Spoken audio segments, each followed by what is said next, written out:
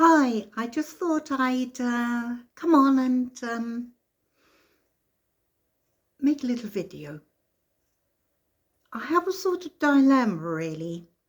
I've been traveling a long time, probably since I retired, and that's a decade ago now.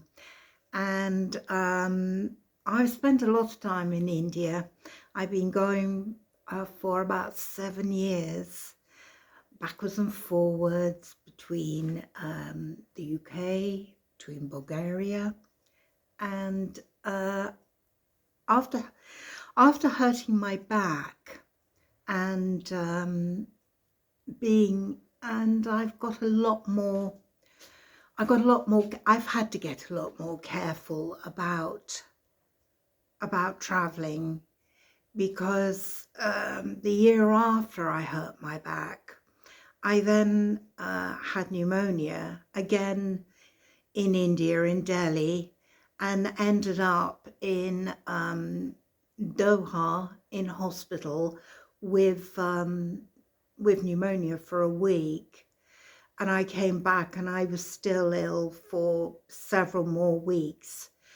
So, and that was that was 2 years ago.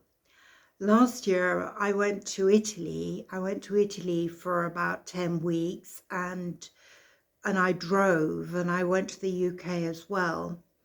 And although I wasn't ill, it was very, very exhausting, and I had a lot of challenges along the way. So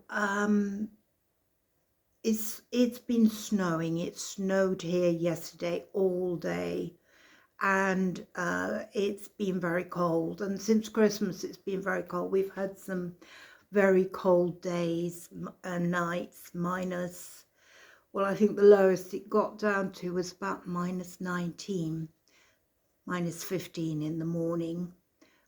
And I don't like being at home. I love my home, but I don't want to be in it all the time. But I'm anxious about traveling because there are many more places I still want to see, and I do have a limited budget. I have to be careful because I have to keep my apartment, pay my maintenance, pay my phone bills, pay various other things for the apartment. So I can't just shut it up, leave it, and not expect to pay money to maintain it. So the budget that I've got has got smaller and smaller, and being in a Euro country now, Eurozone, I have noticed the difference that against the pound, the currency over the years has weakened a lot. So I'm getting less and less for my money.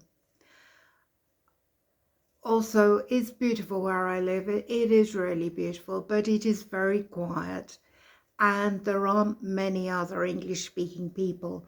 And where I live in the complex, it's again not busy. People come and go, and a lot of the people who live here now come from Bulgaria, Sofia. So some of them speak English, but they tend to go after a few days.